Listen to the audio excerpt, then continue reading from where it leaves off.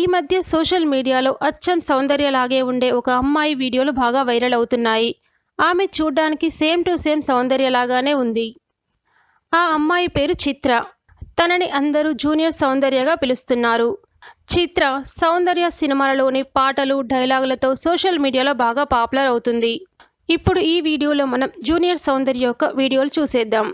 Okay friends, ఈ video మీకు నచ్చితే మీ అభిప్రాయాలను కామెంట్స్ రూపంలో తెలియజేయండి. అలాగే మా ఛానల్ని కూడా సబ్స్క్రైబ్ చేసుకోండి. Thanks for watching.